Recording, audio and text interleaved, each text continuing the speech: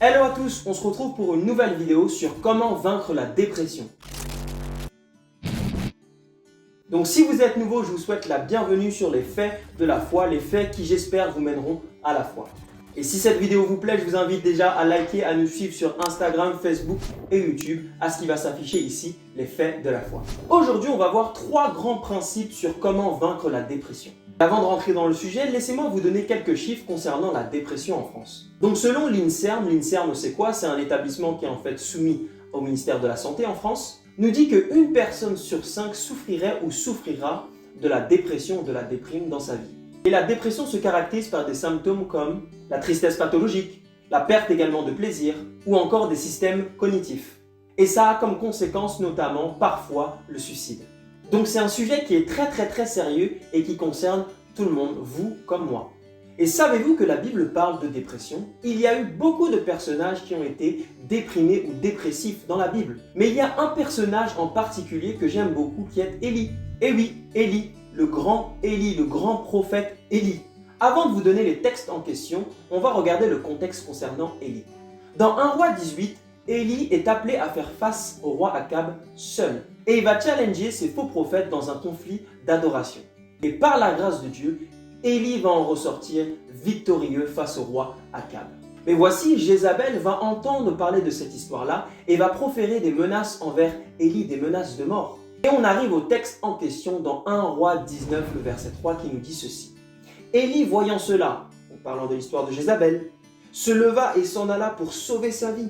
Il arriva à Beersheba qui appartient à Juda et il y avait laissé là son serviteur. Le verset 4, pour lui, il alla dans le désert où, après une journée de marche, il s'assit sous un genêt et demanda la mort en disant « C'est assez. Maintenant, Éternel, prends mon âme car je ne suis pas meilleur que mes pères. » Donc ici, c'est très clair. Élie était déprimé à un tel point qu'il a demandé la mort à Dieu. Maintenant, question. Comment Élie est sorti de cette dépression-là, puisqu'on sait qu'il y a d'autres chapitres après où Élie a repris du service. Et ça nous emmène justement au verset 5 et au verset 7 où Dieu va lui dire, non pas une fois, mais à 2 reprises, lève-toi et mange, lève-toi et mange. Et c'est justement 2 versets qui sont très intéressants. Et on va les décortiquer ensemble et les séparer en 2 parties. Donc le premier principe pour sortir de la dépression dans l'histoire de Élie, c'est que Dieu lui a dit, lève-toi. Maintenant, quel est le rapport avec nous et la dépression aujourd'hui? Quand Dieu lui a dit, lève-toi, en réalité, il lui a dit, sors de là où tu es, parce que tu es resté trop longtemps dans cet endroit. Et je ne sais pas pour vous, mais lorsqu'on est déprimé et lorsqu'on est dépressif, on a une sérieuse tendance à s'isoler dans le même endroit, dans la même pièce pendant des jours, des semaines, et parfois pour des personnes même des mois. Un peu comme l'histoire de Élie qu'il a vécu, où il était sous ce genêt et qu'il a demandé la mort et qu'il est resté planté là.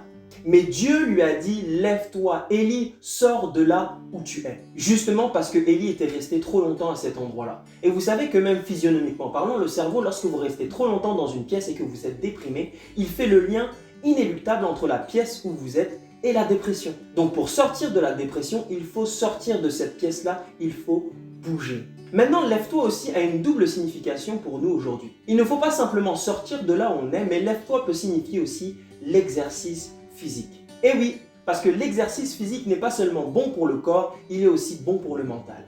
Vous savez que lorsqu'on fait de l'exercice physique, ça relâche ce qu'on appelle de la dopamine et d'autres hormones du bonheur.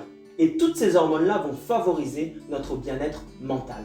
Donc pour sortir de la dépression, il nous faut sortir de là où on est, premier principe, et également faire de l'exercice physique, c'est bon pour le mental. Maintenant, deuxième principe, Dieu n'a pas simplement dit « lève-toi » à Élie, il lui a aussi dit « mange ». Et le premier point que nous allons toucher sur ce principe-là, c'est qu'effectivement, il faut manger lorsqu'on est dépressif. Parce qu'il y a certains cas de dépression où s'ensuit une perte d'appétit, qui est sans doute un réflexe entre guillemets pour peut-être se laisser mourir. Donc le premier point, c'est qu'il faut manger. Savez-vous d'ailleurs qu'il y a une étude que je mettrai en description qui montre clairement le lien entre l'alimentation et la dépression. Dans cette étude-là, ils ont montré 2 types d'alimentation. Une alimentation qui était riche en sucre et en gras saturés, et une autre alimentation qui était riche en légumineuses, en céréales complètes. Et ceux et celles qui avaient une alimentation riche en gras saturés et en sucre, cela favorisait de 33% de plus le risque d'être dépressif. Alors que ceux qui avaient une alimentation saine, remplie de légumineuses et de céréales, cela diminuait de 33% le risque d'être dépressif. Donc avoir une bonne alimentation, une alimentation saine lorsqu'on se sent dépressif, en réalité permet de lutter contre la dépression. Donc oui, il faut manger, mais pas n'importe comment, il faut avoir une alimentation saine. Le deuxième principe, je le répète, comment vaincre la dépression avec une alimentation saine et équilibrée. Et enfin, ça nous emmène à notre troisième principe qui, pour moi, à mon sens, est le plus grand des principes. C'est le principe qui relie les deux principes que l'on a vus ensemble. Et ça se trouve dans le verset 9 à 11. Dans le verset 9 à 11, on a une conversation entre Dieu et Élie. La Bible nous dit « Et là, il entra dans la caverne, donc Élie, et il y passa la nuit. Et voici la parole de l'Éternel lui fut adressée en ces mots. Que fais-tu ici, Élie ?»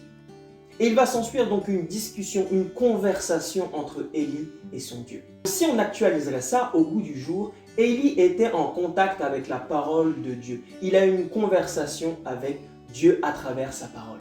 Ce qui confirme d'ailleurs tout à fait la Bible, puisque dans Psaume 107, le verset 20, on nous dit que la parole guérit, la parole a un pouvoir guérisseur sur les personnes. Donc être au contact de la parole de Dieu, c'est un agent primordial, vital lors de la guérison mentale. Et d'ailleurs, vous savez aussi que c'est psychologique. Quand on a une personne sur qui on peut s'appuyer, avec laquelle on peut discuter librement de toutes choses, discuter aussi avec cette personne-là et on a une pleine confiance en elle, ça favorise le bien-être mental. Donc figurez-vous que converser avec Dieu, ça fait du bien à la tête, donc par la prière ou par l'étude. Donc la confiance en Dieu est primordiale, parce que si vous faites du sport tout seul et si vous mangez tout seul, en réalité vous êtes aussi isolé. Mais avoir quelqu'un avec qui parler, cela favorise le bien-être mental, ça fait du bien à la tête et du coup, ça nous fait vaincre la dépression. Donc pour vous récapituler tout ça, le premier principe est celui de se lever, de sortir de là où on est déprimé et de faire de l'exercice physique. Le deuxième principe est de manger, oui, mais de manger sainement, privilégier les légumineuses et les céréales. Et enfin, le plus important à mon sens, la confiance en Dieu ou converser avec Dieu à travers sa parole et à travers la prière. Donc voilà, c'était les 3 conseils que l'histoire de Élie peut nous donner au sujet de la dépression.